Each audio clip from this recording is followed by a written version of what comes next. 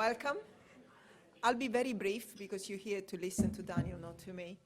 I just want to say my name is Oriana Bandiera. I'm the director of Stickered.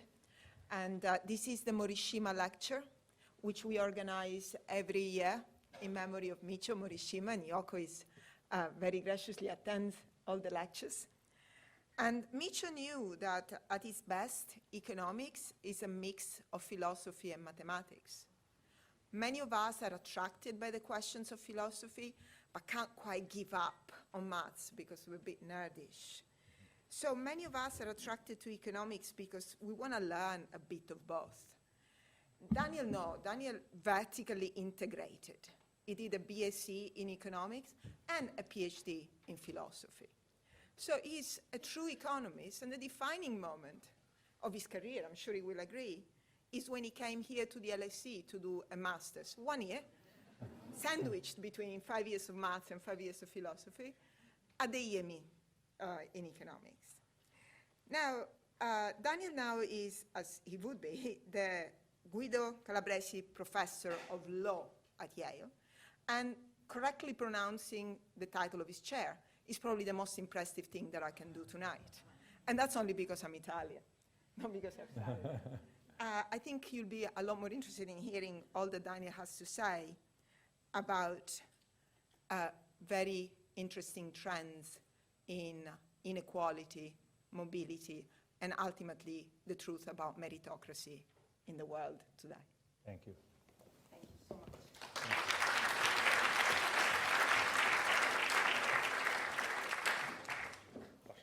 so much. Thank you, Oriana, for the introduction. Thanks to Stickered for inviting me, especially since I'm not actually an economist, and so it's a double generosity of you to have me out, and a great privilege and honor for me to be here and to give the Morishima lecture, not least because, as I read Professor Morishima's work, he was extremely interested in integrating economic thought into the other social sciences as well. I believe he had some formal training in sociology. He was interested in sociology and in politics, as well as in economics. And I would like, hopefully, in what I say today, to integrate those disciplines. In addition, Professor Morishima, at various points in his career, tried to bring certain ideas from Marx into contact with present-day material and intellectual circumstances. And one way to read what I'm going to say in a moment is to try to draw out some connections of that sort. And finally, and for me most hopefully, one thing Professor Morishima said about the great classical political economists is he called them at one point extremely efficient users of technique, by which he meant that they generated substantial results from relatively small quantities of formalisms. And I aspire to do something similar today. Whether I achieve that or not is obviously for you to decide in about an hour. So let's get started. I'm going to begin with a relatively familiar story by now, which is that inequality has been rising throughout the rich nations of the world. This is the top 1%'s income share in the United States. I'm sure that almost all of you have seen some version of this figure. And the story is most distinctive in the United States, and my data for most of the talk will come from the United States. But similar patterns of rising inequality have happened in other countries, including, as you can see in the purple line, the United Kingdom. And this story suggests a fairly straightforward and now widely dispersed lesson, which is it tells a story of very high concentration of income in the top 1% in the years leading up to the Great Depression, and then again of high concentration of income in the 1% in the years leading up to the Great Recession and the present, and then a period in between of relative economic equality, which has different names in different countries. In the United States, it's called the Great Compression, but is distinctive in that it's conceived of as a period of good economic policy and good economic practice, a period of shared prosperity. And in the United States, although there is partisanship at almost every turn, Republicans and Democrats both look at this period, the mid-century period, as an economic ideal to be recaptured in some way or other. Now, the details behind this development are less familiar, and I think cut against the basic story that I've just told. First of all, the nature of inequality has changed. The problem today associated with inequality is distinctively not poverty, but wealth. Now, poverty in the United States was not officially measured until 1962, when an economist named Molly Orshansky, working in the Department of Agriculture, constructed the first poverty threshold for the federal government and the first poverty index. So we don't have reliable data on US American poverty levels from before the mid-60s. But the best historical estimates suggest that in the Great Depression, between half and possibly fully 3/4 of Americans were in poverty. At the end of the Second World War, between 40 and 50% of Americans were in poverty. And into the 1950s, 1/3 of Americans were in poverty. And this was not relative poverty, this was absolute poverty, grinding absolute material deprivation. This state of affairs led various people to write books describing the condition of America's poor, particularly in contrast to the rising wealth of the society overall. Perhaps the most prominent was written by a man named Michael Harrington, who was, I'm proud to say, a graduate of my law school. He was a socialist his life long, including during the McCarthy periods, but staunchly anti-communist, democratic, never charmed by the Soviet Union. He was once described by Arthur Schlesinger as the only responsible radical in America. And he wrote a book called The Other America, in which he described in detail the circumstances of America's poor. He and other sociologists, most notably someone named Gabriel Kolko, described these conditions, and they were astonishing to contemporary eyes. A typical poor family in America in the 1950s consumed, let's say, 1 shared ice cream cone per week. The man got a new suit of clothes every year or two, the woman a new dress every 2 or 3 years. And that was the entirety of their non-necessities consumption. And that state of affairs affected, remember, possibly 1/3 of the population. Dwight McDonald wrote a famous review for The New Yorker of The Other America, which reached President Kennedy's desk just before he was assassinated, impressed President Kennedy's domestic advisors, was then inherited by the Johnson administration, and became the trigger for the war on poverty. And the most important thing to understand about the war on poverty in the United States, as about the rise of social democracy programs and social welfare programs across Europe, is that it worked at reducing poverty. Now, poverty in the United States remains. It's deeper and broader than in other rich countries. It's a moral disgrace and a political scandal. And it's perfectly plausible to believe, I hope it's plausible to believe, because it's my own personal belief, that it's the most pressing economic issue of the age. But it is not the distinctive economic issue of the age. The war on poverty reduced poverty, and depending on how one measures it, poverty today is between 1/6 and 1/2 of its 1960 levels, even as the top 1%'s income share is twice its 1960 levels. That is to say, the period conceived of by both the left and the right in the United States as a period of shared prosperity had 2 to 6 times the poverty rate that this period, which is described as bad compared to it in the broad political scheme. What's happened is that the rich and the middle class have diverged in their incomes. The blue line is the ratio of the average share within the average income within the top 1% to the median income. Even as the red line shows, the median person and the poor, understood here as the average income of the bottom 20%, have been stable or even slightly converged. Gini coefficients show these two trends most dramatically. The black line is the conventional Gini coefficient for the entire American distribution. And what you see there is falling inequality during the first years of the Great Society, and then steadily and sometimes steeply rising inequality since then. For an overall increase in inequality, which is quite significant, it shifts the United States from inequality of the type experienced by a country like France or and sometimes even Norway to inequality at the level experienced in India today. The red line is a Gini coefficient constructed for only the bottom 70% of the distribution. So imagine not redistributing the top 30%'s income, but just burning it and asking how much inequality is within the bottom 70%. And as you can see today, even after the Great Recession, inequality within the bottom 70% is significantly lower than it was at the middle of the Great Compression. The blue line shows the Gini coefficient for only the top 5% of the population, now by destroying the bottom 95%. And as you can see, it grows significantly more steeply than the Gini for the whole distribution. And it grows so steeply that in recent years, there has been more inequality within the richest 20th of the population than in the population as a whole.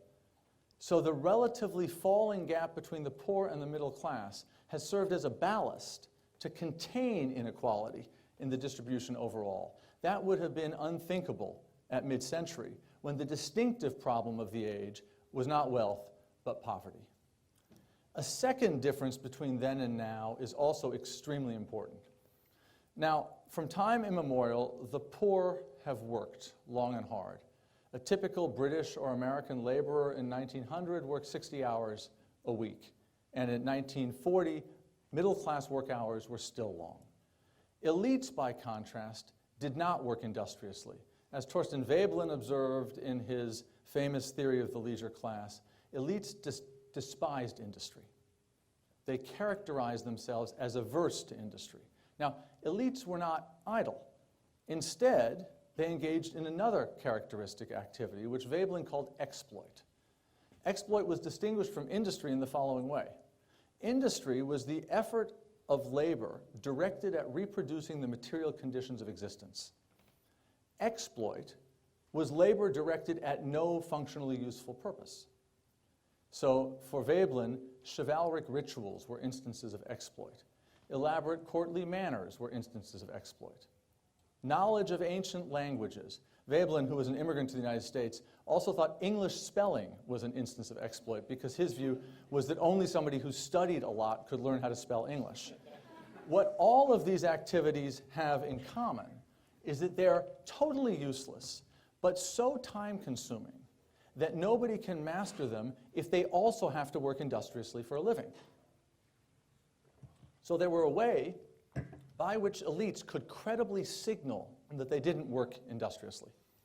The last type of exploit left in Veblen's view actually was the non-working wife, someone who did not have to work outside the household, which was a credible signal that the male bread earner's wage was still sufficient to maintain the social status of the family. Now, elites were not just typically engaged in exploit, they constituted themselves through exploit and through despising industry as what Veblen called a leisure class. That remained the case at mid-century America. The American Bar Association said in 1960 that there are probably 1,300 billable hours in the typical lawyer's work year. 1,300 billable hours involves working 30 to 35 hours a week. Bankers kept bankers' hours well into mid-century, which was the typical 10 to 3 business day. Managers of largest corporations in America were characterized by one outsider as the third-generation Yale man who had a 3-martini lunch and spent his afternoons at the club. That has changed. The rich today work harder than they used to, and they increasingly work harder than the rest, including than the middle class. This slide shows you the share of prime-age working men who usually work longer than 50 hours a week by wage quintile. As you can see, as recently as 1979, the highest fifth of wage earners were only about 2/3 as likely as the lowest fifth to work over 50 hours a week. But by 2006, that had reversed, and the highest fifth of wage earners are now twice as likely as the lowest fifth to work over 50 hours a week. This trend arises all the way across the income scale. The bottom 60% in the United States today work about 10 or 11 hours less per week on average. This is, again, full-time, non-self-employed prime-age men. Even as each additionally elite income slice works harder than the other, and the top 1% today works 4 or 5 hours a week harder than it did at mid-century. Cumulatively, this effect is a shift of relative work hours per week away from the bottom 60% towards the top 1% of, roughly speaking, 16 hours a week, which is the equivalent of 2 standard work days based on a 40-hour week. This probably underestimates the effect because this is, as I said, prime-age, non-self-employed working men, And so it doesn't take into account changes in unemployment rates, which have been more skewed. Unemployment has become more skewed towards the middle class than it used to be. And critically, changes in labor force participation rates, which have also become more skewed away from the elite than they used to be.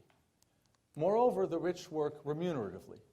They owe increasing shares of their labor to income. This is especially true in the United States. It's very hard to get a handle on exactly what share of elite income comes from labor. It's hard for a variety of reasons. Some of them have to do with data. We have tax return data of fiscal income. We have some national accounts data. But the data is not as good as one would like it to be. But more importantly, it's conceptually difficult, because the conceptual distinction between labor income and capital income is both a little unstable and depends on the moral frame in which one wants to deploy it. For the purposes of the arguments of the sort I want to make, the conceptual distinction is between income that has its roots in the earner's own effort and skill, and income that has its roots elsewhere. So most characteristically, inherited wealth. So for example, the entrepreneur who founds a company and then after many years sells the company for a lot of money has labor income, in my understanding, even though in some sense she may get her income most immediately from selling her founder's shares. The hedge fund manager who manages assets that she does not own has labor income, even though her income in the United States is taxed as capital gains as carried interest. Now, to try to get a handle on this, let's just look at core labor income to core capital income. These are ratios for the top 1%. As you can see, in 1913, the top 1% got only about a third of its core income from labor. Today, it gets 3 to 4 times as much of its core income from labor as it does from capital. So that's a relative scale factor of 9. For the top 1%, the levels are lower, but the expansion is even more dramatic. And as you can see here again, the relative importance of labor in super elite income, these are households that have annual incomes in the millions of dollars a year, has grown dramatically. My best guess is that, roughly speaking, for the top 1%, at mid-century, roughly a third of its income came from labor, and today, roughly 3/4 of its income comes from labor. And for the top 1%, those numbers are roughly a sixth or a seventh, and perhaps as much as 2/3 today. But there are lots of assumptions built into those numbers, and I don't encourage you to take the absolute levels seriously, although the trends are serious. And it's important to understand that the result is almost certainly over half for both the top 1% and the top 10th of 1%.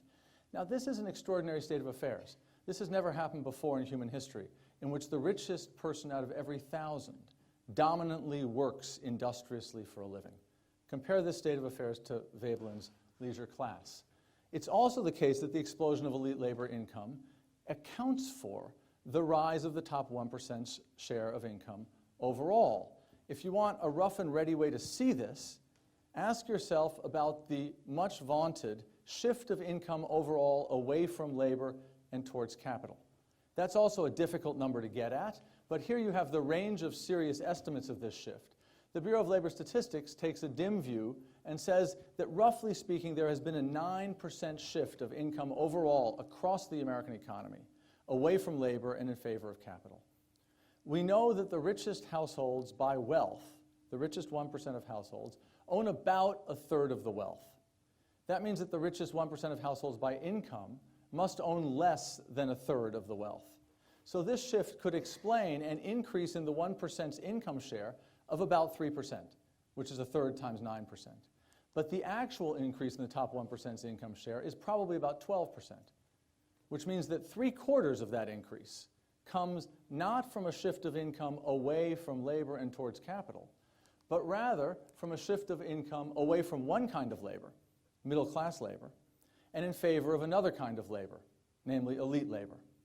So putting this together, these are ways in which now is not like then, and maybe also ways in which the mid-century was not better. Economic maldistribution today concerns not poverty but wealth, and the rich today are not rentiers, or a leisure class in Veblen's sense, but rather a superordinate working class. So let's pause for a minute and talk about how this superordinate working class gets made. This is going to be a story of a massive and increasing investment in human capital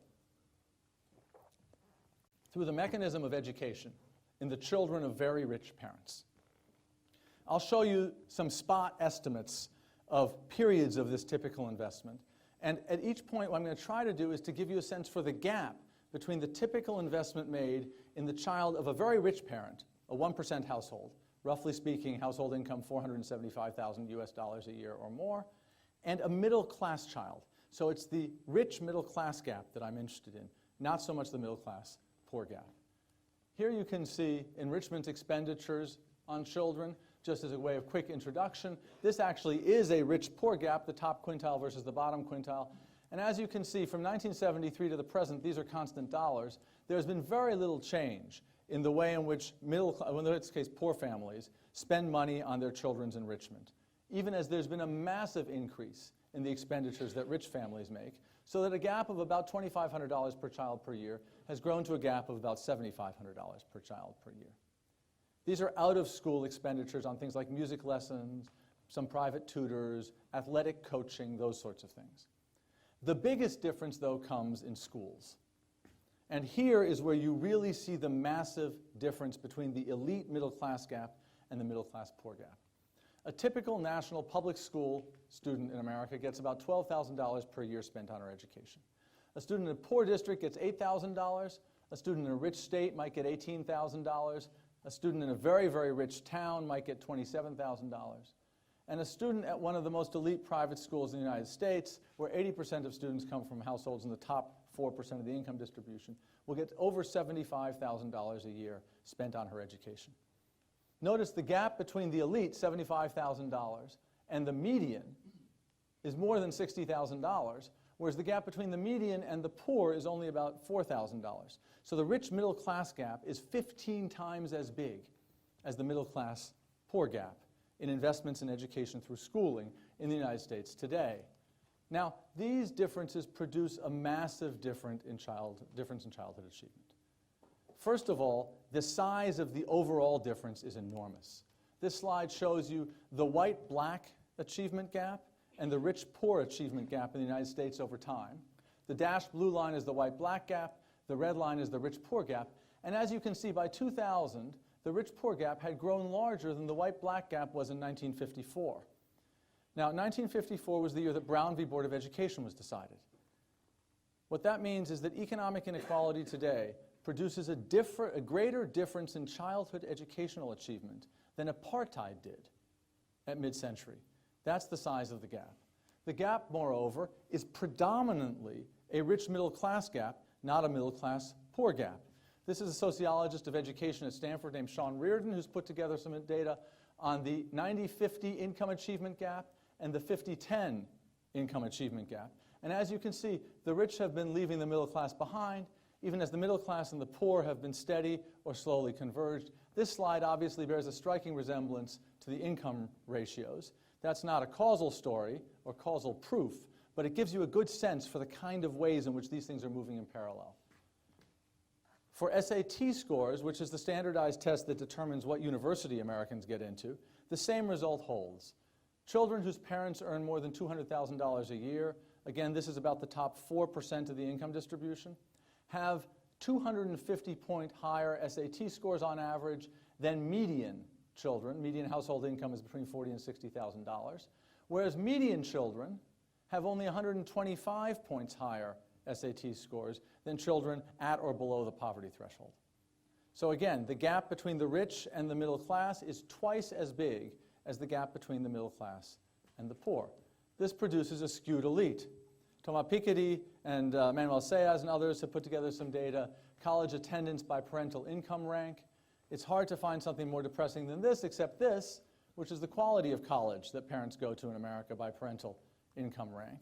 And at the very most elite colleges, the results are more striking still. At the 150 or so most competitive colleges in the United States, children from parents in the top quarter of the income distribution are overrepresented compared to the bottom quarter by roughly 14 to 1.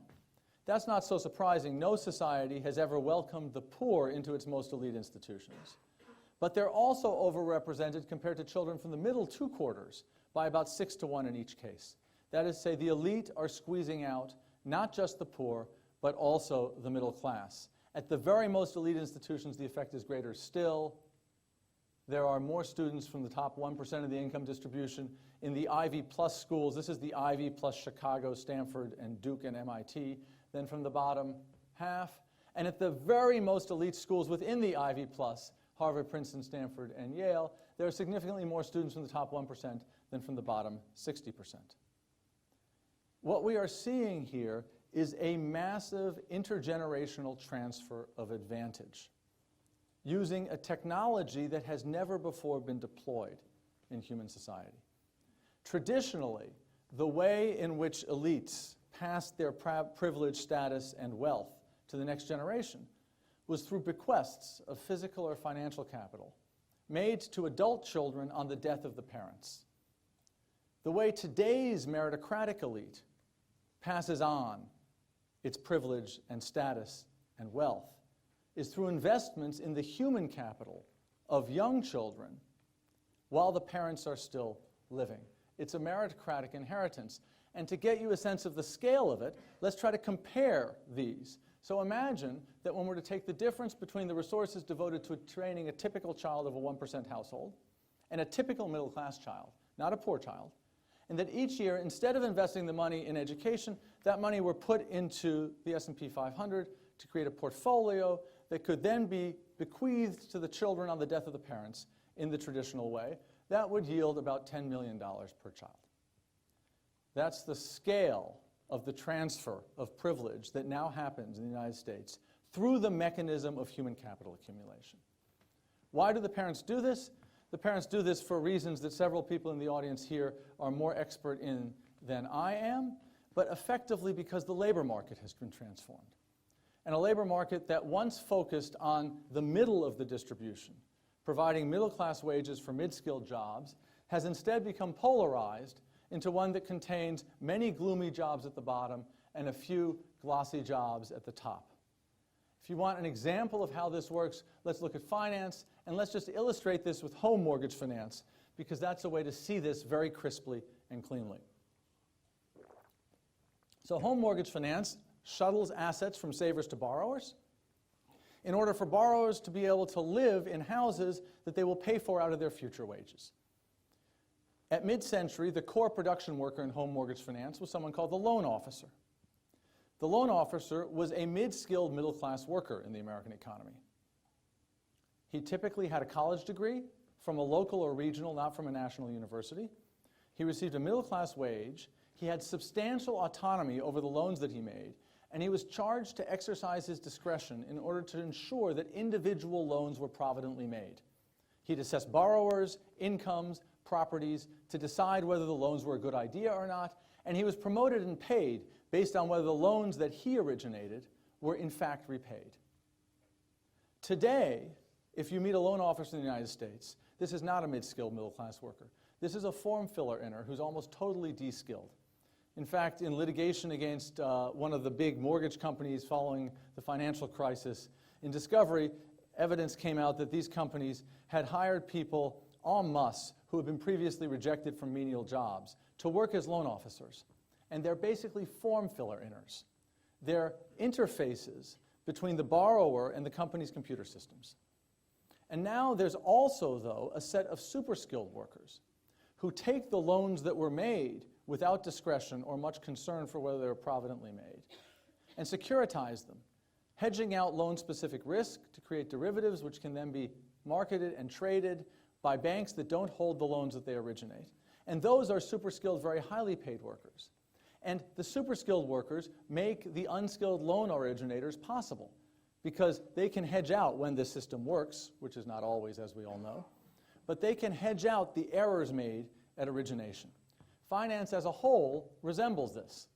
The red and the blue lines show you the GDP share and the employment share for finance in the United States from the middle of the last century to the financial crisis. And what you can see is that from 1950 roughly to sometime in the mid-70s, employment share and GDP share grew together. In other words, finance grew by adding more workers who were producing on the same model that the previous generation of workers had produced on.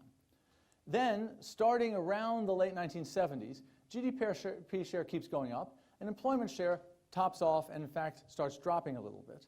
So now finance is growing by producing more using fewer workers. Why is that? Well, individual finance workers, if you look at the purple line, that's relative education, and the green line is relative income. So what's happened is, until this shift happened, finance was not appreciably more educated or better paid than the rest of the non-farm U.S. private sector. But then what started happening is that super educated finance workers came in, and finance shifted its model, as happened in home mortgage finance, away from a mass of mid-skilled workers to a small number of super skilled workers who were massively more educated than the rest of the labor force and also massively better paid. And so you see the same phenomenon. This happens across the economy. This chart shows you, this is from a forthcoming paper, not by me, by Jamerich and Sue, which shows you the share of employment, the percent change in employment shares by type of occupation. Routine work is mid-skilled work. Non-routine cognitive work is super skilled work, and non-routine manual is unskilled work. And as you can see, in each of the 3 periods for the past 40 years or so, there's been a massive increase in the employment share occupied by elite workers, and some increase in the employment share occupied by unskilled workers. And the bottom has dropped out of the mid-skilled market. So the reason why elites train their children in this way is so that they can get the elite jobs and avoid the unelite jobs. And this is, unsurprisingly, a rational strategy. This slide shows you that only about 1.4% of Americans without a high school degree and only about 2.4% of Americans with a high school degree have lifetime earnings equal to the median professional school graduate. So about 1 in 50 Americans from the bottom 2/3 of the education distribution have lifetime earnings equal to the median American from the top 10th or 20th. And in fact, only about 17% of Americans with a BA only have lifetime earnings equal to the median professional school graduate. And elite professional school graduates have earnings much, much higher than this. So there is a massive segmentation of earnings by education, which renders the kinds of investments that rich parents make in their children's education rational. Now, that doesn't mean that the jobs on either side of this are good. The low-paying jobs are obviously not good. They're not very well paid. But they're also not good in other ways. They have few opportunities for discretion, for professional development. They have few opportunities for promotion. I was interviewing about 1.5 years ago a guy who ran a bowling alley in a town called St. Clair Shores in Michigan outside of Detroit, which I chose because it is almost exactly average in the United States today for its median household income and has a low poverty rate, but it has no wealth. It also delivered a landslide for Kennedy in the 1960 election and a landslide for Trump in the most recent election. And this guy reported that at mid-century, the pin boys at the bowling alley that he owned, which are the people who reset the pins, would quit on their 18th birthday, whether or not they had a high school degree, take a bus into Detroit where they get a job at one of the big 3 automakers. It would be a unionized job. It would pay roughly $40,000 a year plus benefits in contemporary dollars. And if they worked hard and were good workers, they would be subjected to a lifetime of workplace training and might end up becoming tool and die makers, who would then make close to $100,000 a year, contemporary dollars, all without a high school degree. Today, U.S. American firms offer almost no workplace training at all. Manpower Associates, which is the temporary worker provision firm, invests more in workplace training than the S&P 500 combined. There's basically no workplace training left in the United States. There's also almost no discretion. That is to say, Amazon warehouse fulfillment workers, for example, are strapped with belts that have GPS systems on them, which tell them exactly what path to walk on in order to fill their boxes. And Amazon now has a patent on a wristband which gives haptic feedback, which is sufficiently sensitive that it can tell Amazon if one of its workers scratches his head a little too often, and then buzz so that Amazon can instruct the worker not to do that. Okay? So these are workers that have been tailorized almost into robots. They're not paid very well. And at the same time, something else has happened that's absolutely critical. So there's an old story that technological innovation, when it relieved the middle class or earlier the working class of the need to work, would free up previously overworked people for leisure. Marx's son-in-law wrote a book in the 1880s called The Right to be Lazy. The IWW, a radical labor union in the United States, in 1910 had T-shirts printed out that said 4-hour day, 4-day week. Keynes famously hoped that by the 21st century, people would not be working very many hours anymore. And what all these people believed is that when the masses no longer had to toil industriously, they would acquire leisure in the sense that Veblen had described. That is to say, they would acquire the opportunity for dignified, socially respected, self-fulfilling activities of their choice. What actually has happened is that just as elite income has shifted from capital to labor, social norms have shifted to make industry now the height of valor, and leisure in the sense of idleness now degraded. So the Wall Street Journal puts out advertisements in New York on its newsstands saying, people who don't have time to read the Wall Street Journal, read the Wall Street Journal. Okay. When I ask my law students how many of them have ever sent an email at 2 in the morning in order to demonstrate to someone else how busy they are, most of them raise their hand, and then some guy goes, there's an app for that. Right? If you meet a member of the global elite anywhere on the street whom you haven't seen in a while, you say, how are you doing? And the correct answer is, so busy. Now, what all of these people are signaling, they're signaling that their labor is in greater supply than demand.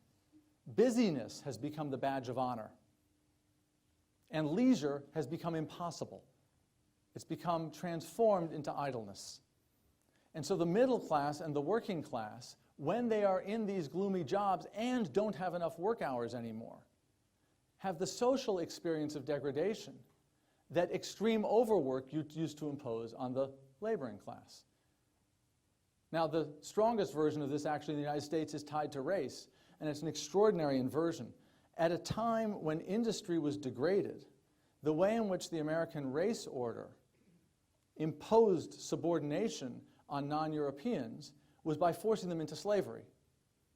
Today, when industry is elevated, the way in which the American race order imposes subordination on African Americans is through a prison industrial complex, which means that people who have been convicted and imprisoned cannot get work. So forced idleness is taking the place in the social economy of esteem of what forced labor used to play under the slave regime. And this is a brutal and destructive force in the American middle class. Case and Deaton have documented recently that middle-class white Americans, particularly men, are experiencing increases in morbidity and decreases in life expectancy. And they're doing so in circumstances in which there's no war, there's no plague, their work hours are down, and their consumption is steady or up. Again, it has never before happened in human experience that life expectancy has fallen at a level that demographics can pick up for people who are not being killed in war or by disease or by overwork. Instead, what people are being killed by is various forms of direct or indirect self-harm, obesity, alcoholism, drug addiction, which are ways in which the indignity of enforced idleness is somatized by an American middle class that's being excluded from industry in a world in which busyness has become the badge of honor. Now, this is not so great for the elite either. First of all, elites have to yield enormously intense labor effort. And the flat, grinding effect of these hours should not be neglected. The banker's hours from 9 to 5 have been transformed in American finance to what American finance workers call the banker 9 to 5, which begins at 9 a.m. on one day and ends at 5 a.m. on the next day after having pulled an all-nighter. American law firms now, where the American Bar Association used to say there are 1,300 billable hours available, today law firms tell their associates, we have a billable minimum of 2,400 hours. I know lawyers who have billed 4,000 hours in a year at elite American firms. Elite American managers, who are no longer the third-generation Yale men with their martinis at the club, work all the time. I was talking to somebody who was high up in eBay the other day, and he reported that he was maybe one of the top 30 people in eBay. And the person above him had recently called a meeting for 1 a.m. on Saturday night to Sunday morning for 40 people. and it was not her last meeting of the day. Amazon tells its managers, when you hit the wall from overwork, the only thing to do is to climb the wall. So that effort is terrible for the elite that's in it. But there's also an existential component to this. Physical and financial capital frees those who own it by allowing them to deploy their interests wherever they want. But under current technological conditions, the only way to exploit human capital is to mix it with your own contemporaneous labor and constantly to cultivate it. And the constant cultivation is important. The generation of US Americans who are now finishing graduate school or professional school are the first generation to have lived their entire life through this system. And from the youngest age on, they have been trained and drilled and measured and poked and prodded in rhythms of strain and evaluation and effort and hopefully acceptance. And at each stage, they've had to shape themselves to please others. Preschools in New York City now admit 5 to 6% of their applicants for the most elite preschools. Stanford University admits 5% of its applicants. In 1994, the University of Chicago, which is an Ivy Plus school, admitted 70% of its applicants. Now, to spend your whole life trying to develop yourself in order that later on you can exploit yourself in order to please others and extract a return from your human capital is to succumb to a kind of very deep alienation, which is not conducive to your own flourishing. If we think back on Morishima's analysis, mathematical analysis of Marxism for the present technique, here we might say something like this. In a very classic Marxist sense, the logics of exploitation have moved up the class structure. The middle class has become the Lumpenproletariat, surplus to economic requirements and ideologically prevented from forming a class consciousness by the meritocratic idea that the reason it's failing is that it can't measure up. Whereas exploitation and alienated labor have fallen to roost in the elite, which exploits and alienates itself and extracts the return from its own self-exploitation, which makes it not a proper object of political or moral sympathy, but existentially remains in a terrible, terrible position. So that's the system that meritocracy has produced. And what I want to do is spend the next maybe 20 minutes before we take some questions thinking about how to evaluate and criticize the system and how we might get out of it. First of all, it's important to understand that this type of inequality is almost perfectly constructed as if by an omniscient evil genius to resist the traditional arguments that built the social welfare state. So traditional arguments for redistribution emphasized humanitarian concern for the poor. That's what drove Kennedy and Johnson when they read Michael Harrington's The Other America. But today, poverty, while it remains a problem, is less of a problem and cannot motivate the kind of overwhelming political feeling that generated social democracy and the social welfare state at mid-century. These arguments also emphasized exploitation of labor by a leisure class. But today's elite are not rentiers. If they are, they're rentiers of their own human capital to themselves. When President Obama, after the recent crash, suggested a millionaire's tax, an email went around the American big investment banks that said, "We are Wall Street." Said, "We get to the office by 9, we don't leave till midnight. We don't get up to go to the bathroom when we're sitting on a trade. We skip lunch, we don't form a union, we eat what we kill." And the ideology of the elite is precisely that these are people who don't think of themselves as beholden to the rest of society, as having inherited or won some lucky lottery. These are people who think of themselves as self-made and deserving what they have produced for themselves.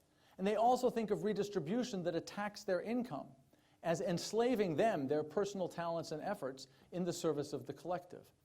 I can take 10% of the inherited rentier's factory without attacking her person.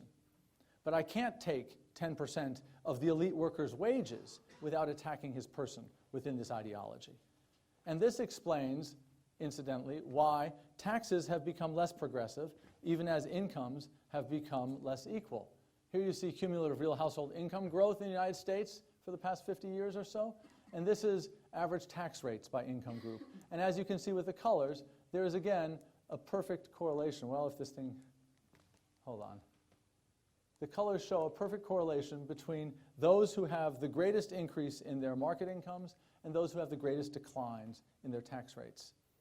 And an interesting thing to see here also is that the greatest shift of the American tax burden has been from the top 1% to the next 9%. So those who are fully disempowered might be unable to influence policy. But the next 9% include doctors in general practice, journalists, engineers, government workers. These are people who have cultural capital and access to the levers of power. And if they agree to this shift in the tax burden, it must be, most likely must be, because they have imbibed the meritocratic idea that the extravagant incomes of the superordinate workers are deserved.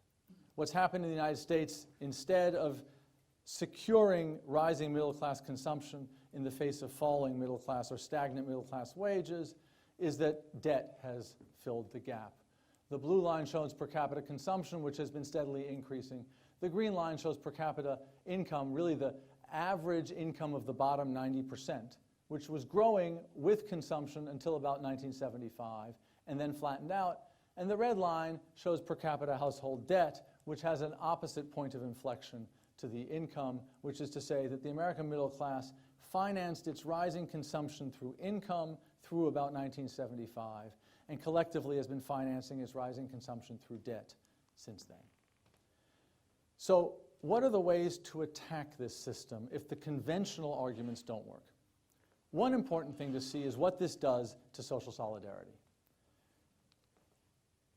There was this famous debate, at least famous in the United States, between Fitzgerald and Hemingway, in which Fitzgerald has a character in a story say, "The very rich are different from you and me," and Hemingway has a character answer, "Yeah, they have more money." And at mid-century, that was true. Rich people were middle-class people with modestly more money. Today, Fitzgerald is right.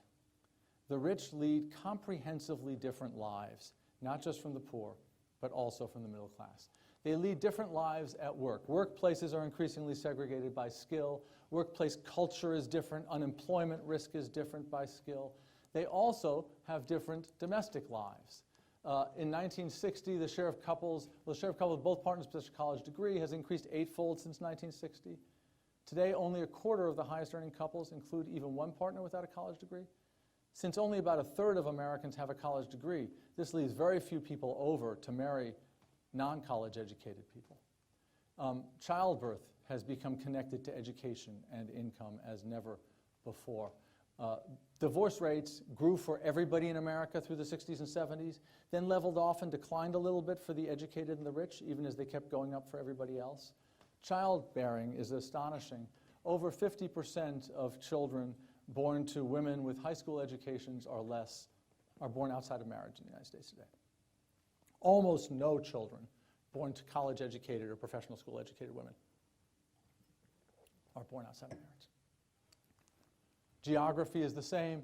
College-educated Americans were spread evenly across cities and countryside in the United States.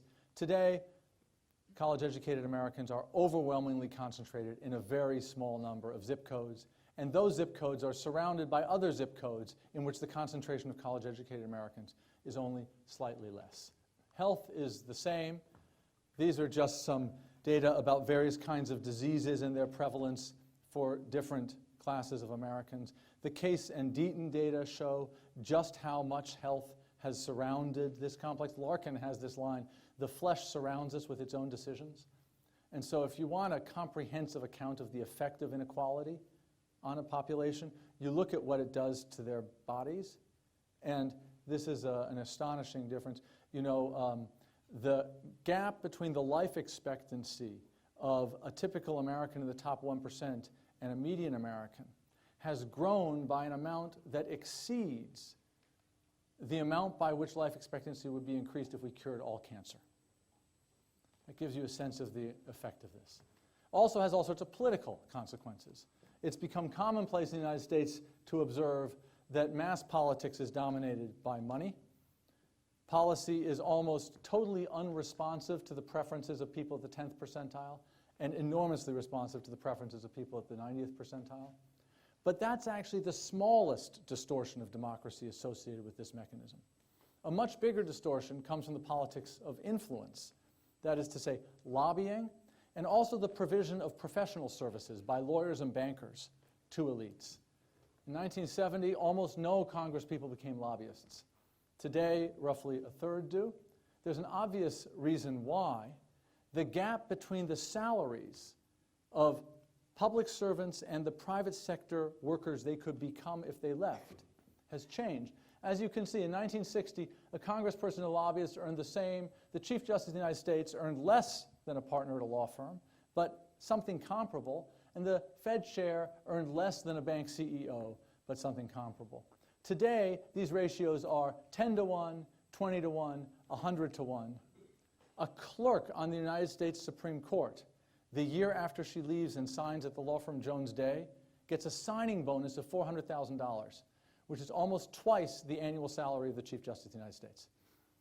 Now, critically, these numbers here, the top numbers, are all below what it takes, living in the cities that elites live in, to provide the meritocratic inheritance to your children. So it doesn't take venal or corrupt elites to make this jump.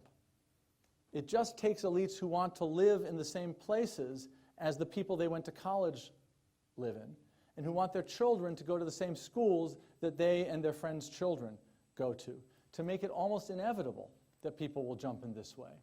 But that has produced a massive complex of what can only be called income and wealth defense. That is to say, a set of professionals deploying skills in order to make it impossible for the democratically elected government to get at the assets of even wealthier people. We don't think of that as politics. We think of that as the provision of professional services, as the rule of law. If the government wants to regulate me or tax me and I'm very, very wealthy, it has to do so in a way that accords with due process. But that's because we have the characteristic bourgeois view of property, which is that it's scale blind. The idea here is that the bus driver's home, the university professor's pension, and the hedge fund billionaire's billion-dollar portfolio are all owned as private property in the same way. But the bus driver and the university professor are simply law takers. If the state changes the tax rate, they pay. But the hedge fund billionaire has substantial influence both over the laws that are passed to regulate her and over how she complies with the laws, because she can hire an army of lobbyists and then an army of bankers and lawyers to meet the government trying to regulate her on an even or even a favorable pitch. And that makes it almost impossible for the democratic process to get at concentrated wealth. And the reason for that is, again, itself meritocracy.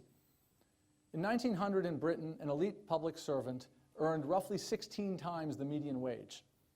There was no way to get rich off labor except to work for the state.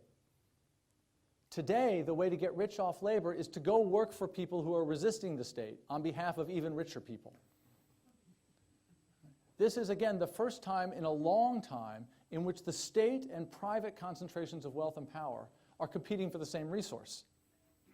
In medieval Europe, this happened also, and it was the fighting power of heavily armed knights. And this was a period when the center was weak relative to the periphery. Today, it's the managerial and analytic power of highly trained superordinate workers. And once again, the state is weak as compared to the private elites that can deploy this power to resist it using precisely the techniques, legal argument, financial structuring, due process, and the rule of law that we typically think characterize a good functioning democracy. This system also distorts political values. Elites become quietist. Here's a result of a striking experiment that I and some co-authors did and published in Science a couple of years ago. What we did here is we measured both the selfishness and the tendency to prefer efficiency over equality when the two conflict among elites and middle-class Americans. And elites are both more selfish than middle-class Americans and much, much, much more efficiency-minded. And that's true even among elites who describe themselves as politically of the left. So Yale law students self-describe as Democrats by a ratio of 10 to 1. But they're substantially more efficiency-minded and substantially less equality-minded than the average American population, which might vote Republican in a particular year. This also produces mass anger. The Case and Deaton data show the degree to which enforced idleness is turned inward by those subjected to it in destructive ways.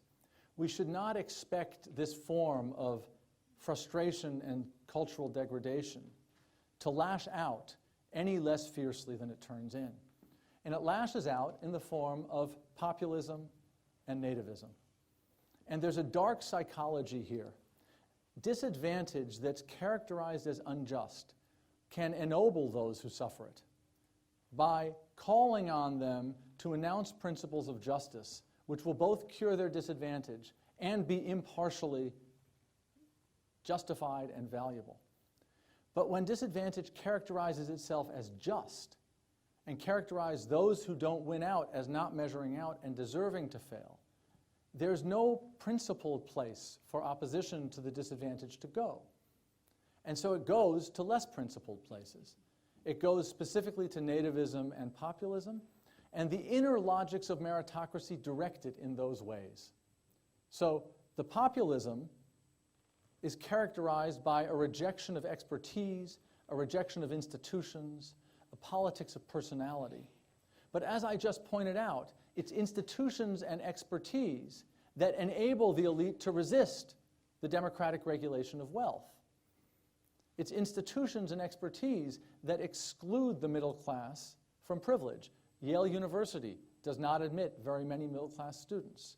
The elite law firms and banks of America enable the rich to resist taxation. And so when 60% of Republicans in Trump's America say that universities are bad for the country, there's a sense in which they're not wrong. At least they're encouraged to be dubious of expertise. This, incidentally, is why populists typically don't mind the super rich.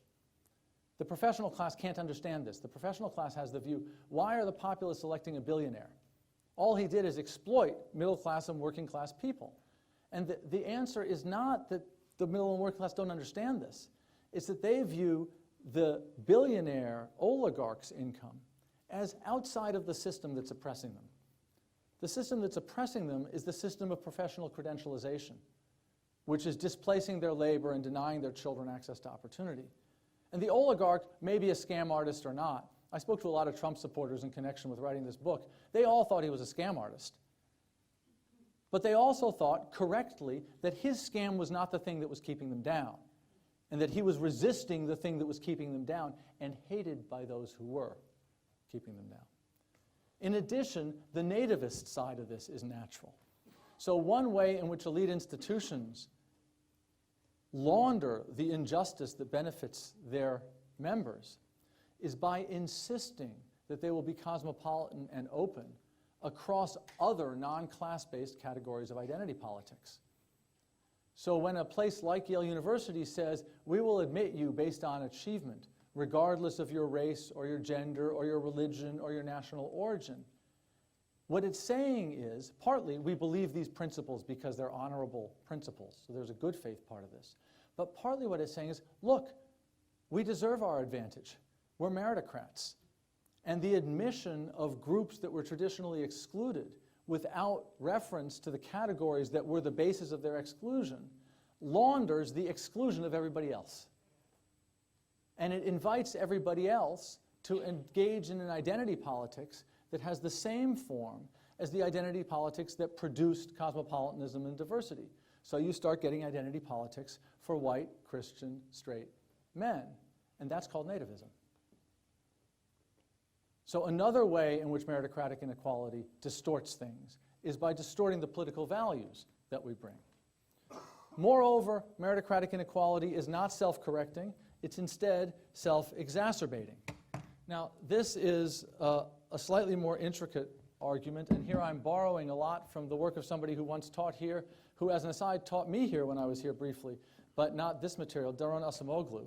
And I just want to give an intuitive account of this mechanism, and I'm happy in questions to take up more details if people want.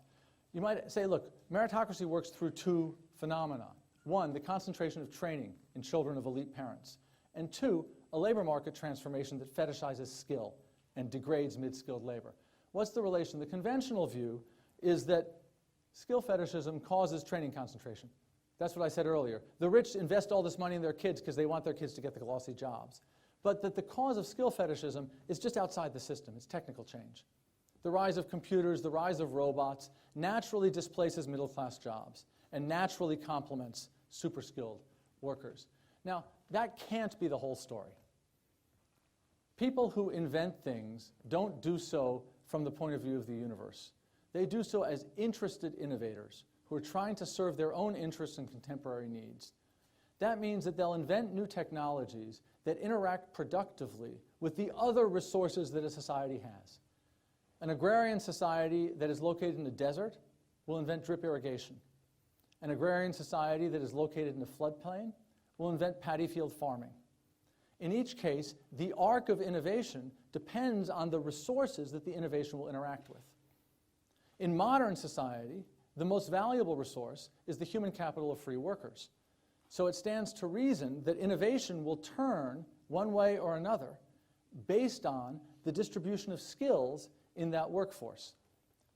And when skill training concentration produces super-skilled workers, and new norms surrounding superordinate labor make busyness the badge of honor and make these workers willing to work in ways that previous elites would have viewed as degraded, innovators will produce technologies that complement those skills and that work effort. And so what we're seeing is that training concentration causes the skill fetish. Now, we can trace this out in microhistories of particular industries. Let me say something very brief about finance and then move on unless people are interested in this question in the question and answer session. So the basic models, the basic ideas, the capital asset pricing model, Black-Scholes theory, that underwrite contemporary finance were all known by the early 1970s. The underlying mathematics behind them was known a few years after Pascal died. But it wasn't until the 80s and 90s that those technologies were applied in a practical way to make super-skilled, super-compensated finance workers possible. So what happened in between? Well, here's what happened in the United States. The US won the space race in 1969. In the early 70s, it entered into a détente with the Soviet Union, ending the arms race. From the end of the Second World War until about 1970, national security concerns caused the American government to invest massively in training physicists and engineers in order to build up its military-industrial establishment. Those two events around 1970 caused a massive decline in physics departments and engineering departments across the country, creating an army of physicists and engineers who had elaborate training and no place to go. Some of them tried to go into oil and chemical companies, which could not absorb them all, and they moved to finance. And so these ideas, which had been around and available for some time, were suddenly deployed to create modern finance just at the moment a meritocratic financial workforce appeared to use them. I can tell a similar story about management. I can tell a similar story about law. I can even tell a similar story about retail. Now, where does this leave things? The word meritocracy is new in the English language. It's so new that we know when it was invented. It was invented by an Englishman, Michael Young, who wrote The Rise of the Meritocracy. Now, the reason he had to invent a word is that government by the most virtuous was already taken and had become degraded. It was called aristocracy. And so he switched out the Greek root for virtue in favor of the Latin root for earn and created the word meritocracy in English.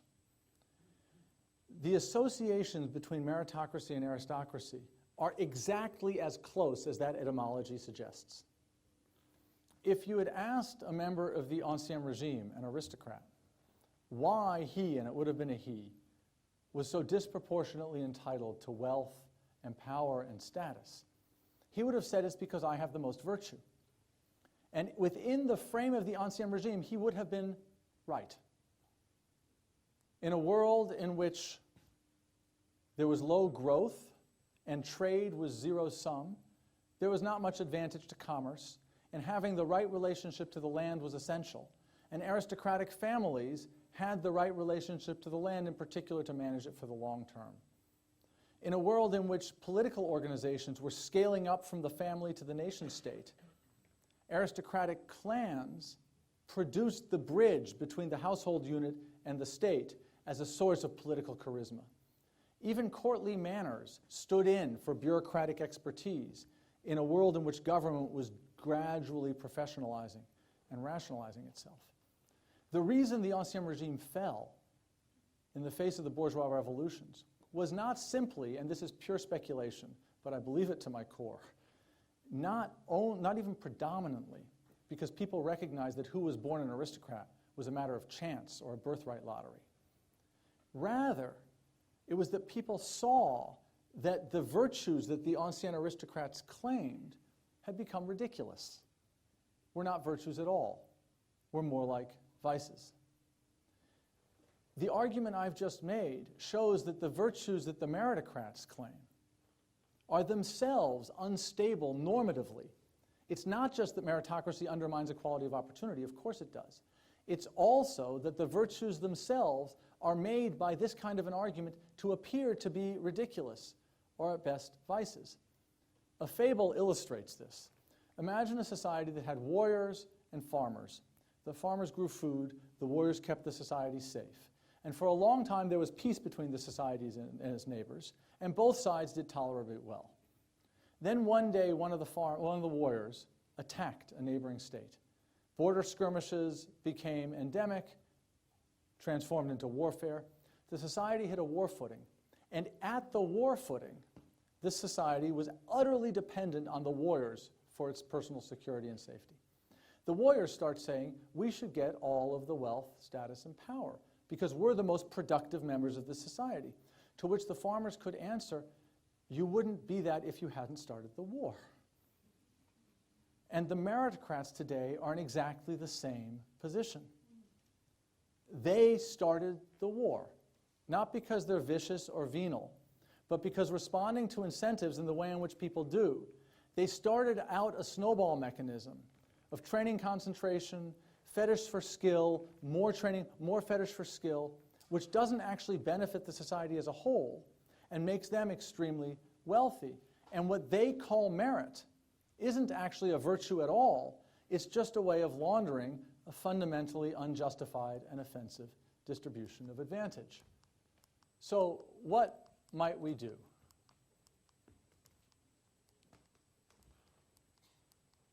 Well, deep forces drive this forward. This is not a small problem. I think this is a transformation of our economic and social order on the same scale as industrialization. And if a well-meaning king and prime minister in England had been told in 1800 that by 1860 the Industrial Revolution would have reduced the life expectancy of a child born in Manchester to a level so low that it had not seen since the Black Death, which is what actually happened, it's not clear they could have done anything about it. At the same time, there are things we can do. The snowball mechanism, the endogeneity of technological innovation, suggests that none of this is inevitable. It's not that technology just has to favor elite workers, that the robots are going to take everybody else's jobs, and then the AI is going to take the few remaining jobs left, and only the super skilled are going to remain employable. Technology could shift so that it becomes a complement for mid-skilled labor, and even possibly a substitute for certain kinds of super-skilled labor. So it's not inevitable. There are policies that we can deploy to diffuse education, to promote investment in technologies that complement mid-skilled labor. And if we do that, we can turn the mechanism in reverse. And all of the engines of feedback loops that have been driving the inequality that we see forward can start to ameliorate it. The real problem is not technocratic. It's political. It's trying to find the will. Even responsible elites are quietist about inequality, less so than they were before. But even today, they're quietist about meritocracy as the root of the problem. Most elites today think the problem is that our institutions are not living up to meritocracy, that they're engaging in various forms of corruption, which is real.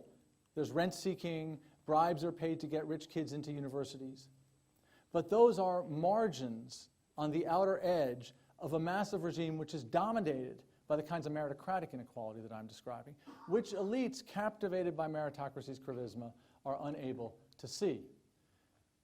It doesn't help that we're trained to think of redistribution as a zero-sum game. It's Arthur Oken's leaky buckets. The idea is that to benefit everybody outside the elite, we would have to take a cut out of the elite, and because wealth and income are now so concentrated, that cut would have to be concentrated. And that seems like a cost that elites will be unwilling to bear, and this makes high-end inequality difficult to ameliorate, and nativists and populists fill the breach. But the story I'm telling also has grounds for hope. The question is, where do we marshal the political will? And if I am right that Marx's diagnosis of exploited and alienated labor has moved up the class system, this is a structure that doesn't benefit even those who seem to be doing well. Meritocracy has become, as I say, a gilded cage that excludes everybody else and ensnares those who are inside it. And I can tell you certainly that a more equal world will make everyone better off. It would restore the elite's freedom, even as it gave dignity and meaningful income to everyone else. And that young people, my students in particular, are starting to see this. They see it urgently. I don't know what life is like at the LSE among students. Yale Law students are totally different today from what they were 10 years ago. 10 years ago, they were eager, pleased with themselves, delighted to be inheriting the earth. And today, they are deeply unsettled, unhappy with the position they've been forced into. They're inarticulate and uncertain about how to get out of it, but they know that they don't want to continue to run the gauntlet that they've just run. Now, the last time there was this kind of unrest among young people, the people at this university made this poster. Same bosses, same fight. And the idea is that students and workers are in this together. That was not true when this poster was made in '68. In '68, the students were almost certainly the children of rentiers, and they could still expect a life of dignified leisure. And the workers were mostly exploited by capital, not by superordinate workers. But it is true today. It is true today that this system does not benefit elite workers, and it does not benefit the middle class. And so to update an old slogan, the workers of the world, working in middle class but also super skilled, should unite. They have nothing to lose but their chains and a whole world to win. Thank you.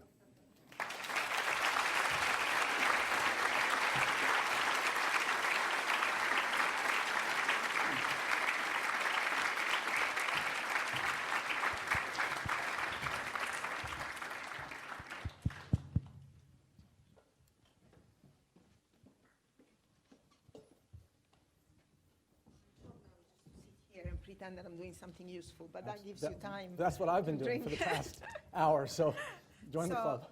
Thank you so much for a very inspiring lecture. I'm sure there are lots of questions. I'll take them in groups of 3. Could you please introduce yourself before asking the question and keep it very short? Thank you. You're going to get the mic. Hi, I'm a student here at the LSE. Could you say something about how meritocracy relates to a country's situation in the economic cycle? So you've used mostly examples from America, but I'm interested how it applies to other countries. There is a couple of... Yeah, the lady.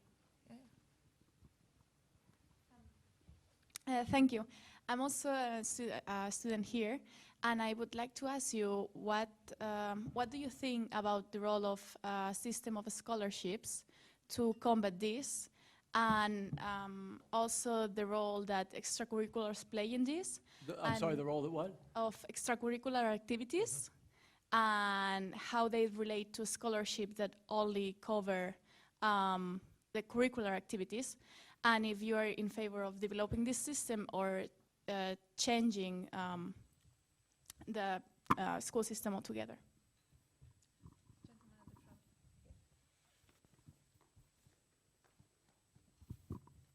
Thank you. My name is Ahmad. I'm at UCL, I'm a PhD student.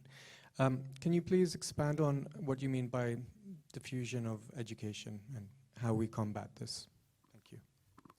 Sure. So let me say something brief to these three, because I think there were other hands also. This is a story that at the moment is certainly confined to the rich nations of the world.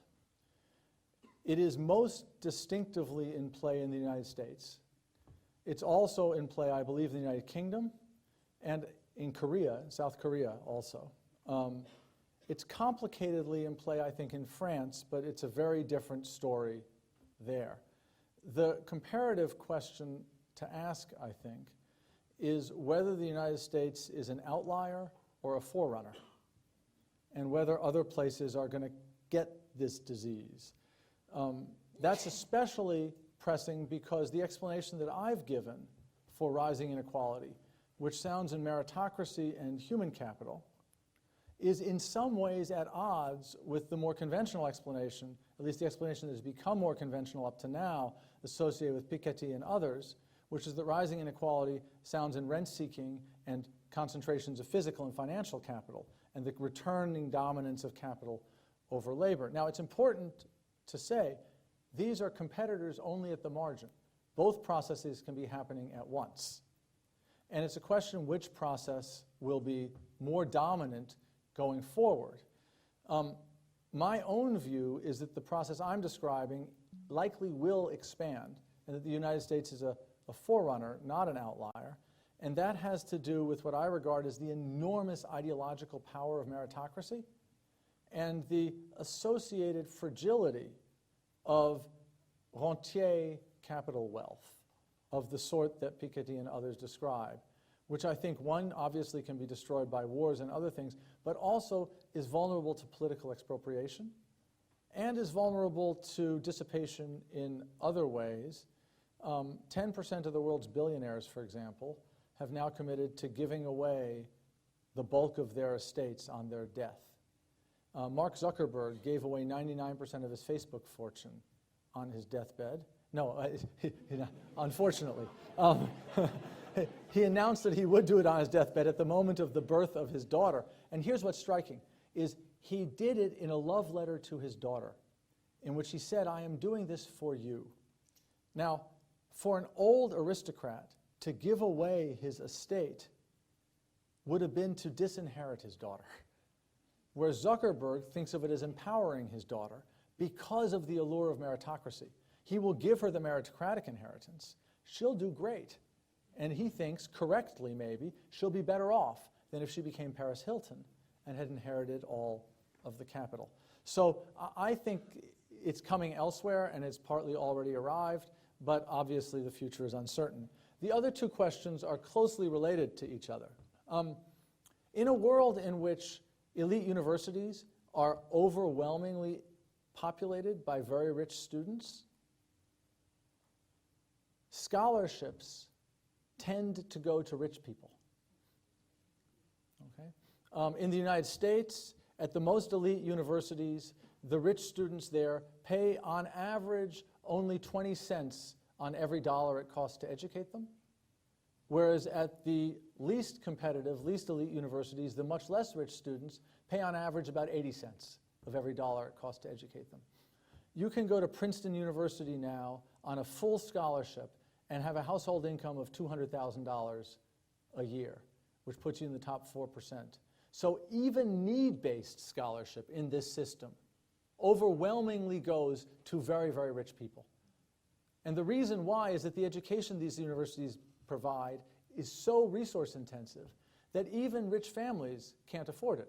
If you have a household income of $200,000 a year and live in New Jersey, which is a high-tax state, your after-tax household income may be $110,000 a year, $120,000 a year. Princeton University costs over $60,000 a year. If you have 3 children, you can't afford that out of your income. So of course you need a need-based scholarship. But it's absurd to say that money given to you promotes equality. Right? So what's to be done? I think what's to be done is massively to open up access to elite universities. Harvard, Yale, the rest of the Ivy League today spend twice as much per student per year as they did in 2000. Consider that for a minute. Harvard and Yale were gold-plated in 2000, but today they spend twice as much per year. And so the first thing to do is to force these universities massively to expand their enrollments. There's no reason they can't train twice or 3 times as many students. There's an easy lever to do this, which is that right now they're all organized as tax-exempt charities. But it's odd to treat as a charity an organization whose members are all its own graduates. And if not its own graduates, the graduates of other elite universities. It's more like a club. And the tax laws should be changed to require these universities, and also elite private schools, and also in various other mechanisms, elite public schools in very rich districts, to admit large numbers of people from the outside. What that would do is it would, 1, make these places, again, engines of opportunity, and 2, it would dilute the education that they get. It would create a massively greater supply of well-educated labor, a smaller supply of super-educated labor, suppress elite wages, and change the direction of innovation more nearly to track mid-skilled work. One last thought about this before we get another set of questions. If you take the 10 largest university endowments in the United States today and grow them for the next N years at the same rate at which they've grown for the last 30 years, and you take American household wealth and grow it at the same rate for which it's grown in the last 30 years, and you just extend that into the future, sometime inside meritocracy's second century, those 10 universities will own the entire United States. Now, that's not going to happen. And so the only relevant question for the management of these universities is whether the way in which it doesn't happen is consistent with their values and mission, or inconsistent with their values and mission. And opening themselves up to educate a much broader elite is consistent with their values and mission. But being attacked by populists is not. And so they have good reason, although they don't know it yet, to adopt the kinds of policies I'm describing. So we only have time for 3, so it's going to be difficult. Yeah? Hi. Thanks for an very interesting lecture. I'm Joseph Stevens. I work for the Treasury. What I found really interesting about your lecture is this idea of meritocracy, and not so much the fact that, or the idea that meritocracy has been gamed by the elite, but the idea that meritocracy itself enforces inequality. So all the elite, if you like, the traditional elite who had lots of money have done is they've laundered their money through elite universities, etc., through their children to increase their capital, their intellectual capital, etc. My challenge to you, I suppose, would be, as the elites have done this, is it really a case that the solution is to open it up again, open up universities to those with less money, or is it really that things you've touched on, the fact that inequality has been moved on by technology, by corporations which can now challenge the power of governments, multinational corporations? Isn't that the real problem, rather than the fact that rich people are now laundering their money through elite universities and their children? Isn't it really a case that because the middle class has been winnowed out so much, that really the problem is technology and other forms of inequality? Thank you. Gentleman here with a blue sweater. If you keep it short, we'll leave time for another one. Hi, you talked about populism, but you spoke about one interpretation of populism. But don't you? Sorry, of what?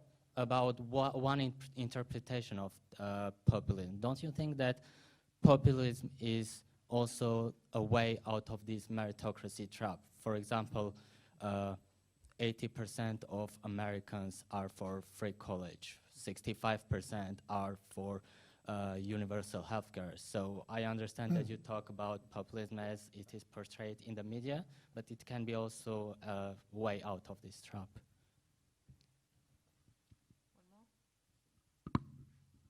Lady at the front.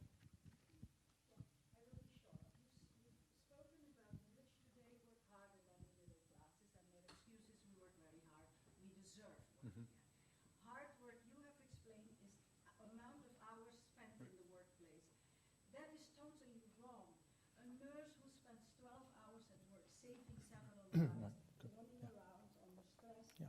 with very ill patients, worked extremely hard than a pen pusher sitting at the desk on his computer selling shares and Good. 18 Yeah. hours. Yeah. And so there's a builder on a Right. building Right. site Right. or a teacher Right. with children. So let me say something about the last. I'll go in reverse order this time. That's a serious challenge. And I don't think that there is a morally non-neutral way to evaluate how hard work is. It is certainly true that, let's take within one firm, Amazon executives don't work hard in the way in which Amazon warehouse workers work hard.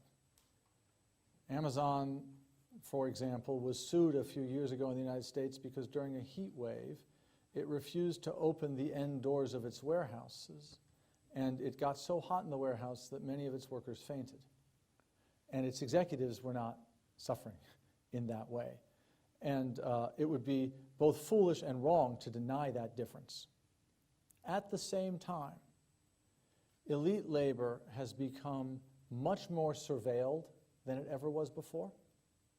There's constant reciprocal evaluation in all elite workplaces in the United States today. It has become much more dependent on receiving favorable evaluations. So even at the very top, the odds that a US CEO is fired within 6 weeks of an analyst's negative stock evaluation have doubled or tripled in the past 20 or 30 years. But that's of course a distortion. They overvalue themselves. Well, there are lots of possible reasons why it's happening, but the experience of working under those kinds of surveillance and pressure is not the experience of a sinecure. It's not the same as physical labor, but it's not the experience of a sinecure. And if you look at sociologies of elite workplaces, including those overwhelmingly produced by demographers and sociologists whose principal moral and political commitments are left-wing and to the middle and working classes, they tell stories of degrading and miserable workplaces. A recent account of Amazon says that among Amazon managers, there wasn't a single one who had not, on repeated occasions, cried at work. Now, maybe these are self-indulgent, fragile people. Again, there is no morally neutral way to get at this, but the thing I do want to insist on, while acknowledging that not all kinds of hard work are equally hard or hard in the same way, is that elite work is not a sinecure any longer. It is something that is unpleasant, difficult, stressful, and degrading for those who do it, and explains some of the sentiments that they have towards their advantage. On the populism point, this is partly a question of definitions. I don't equate populism with democracy. All right? Democracy is, roughly speaking, as Robert Dahl said, the responsiveness of the government to the preferences of its citizens conceived as political equals. But democracy in that way amalgamates these preferences through institutions and processes and rules that secure the regularity of political participation, the respect for rights, and the continuation of the democratic process going forward. Populism, on the other hand, is, as I use the word, and I don't care who uses the word what way, but I'm picking out a phenomenon in which certain kinds of charismatic leaders claim that they, rather than the institutions of the state, rather than the democratic process, reflect the true will of the real people. And this has both its anti-elitist, its anti-institutionalist, and its nativist side built in. So the populist demagogue says, I don't care what the lawyers say, or the politicians, or the bureaucrats, or the professors, or the journalists. These are the enemies of the people. Only I know what the people really want. I don't even care what the voters say, because that's all a fraud. I embody my people. And by the way, my people are only those who, roughly speaking, look like me. Okay? And that's not the kind of solution that I think would be helpful. On the point about what the real ill is, Look, it's both. Okay? There's no question that concentrations of capital, including through business organizations that have the juridical structure of corporations, are able to resist regulation, produce technological innovations that favor certain groups, and make it very difficult to unwind inequality. One important question to ask is, why now they do this in that way? And the kind of answer I want to give is that it is true that that's what's going on, and that that's one of the mechanisms through which the machine I'm describing produces distortions, but that the root cause is the machine I'm describing, which is to say the innovations were bent to favor super elite workers because of meritocratic concentrations of education, first of all. Second of all, it's the existence of an army of super elite accountants, managers, lawyers, and bankers who make it possible for corporations to resist the state in this way. And finally, the political project of unwinding that kind of concentration of private power can succeed in a benevolent way only by attacking the meritocratic ideology behind it at its root. The alternative is either failure, insofar as people continue to believe that meritocratic inequality is justified, or populist demagoguery. And neither of those seems to me, at least, to be an appealing way forward. So I don't deny the forces that you're describing. I just think they're not the root cause, and they can't be undone without attacking the root cause. Thank you so much. You said you're not an economist, but this is economics at its best. Thank you, everybody, for coming and joining me. Thank you all very, very much for coming.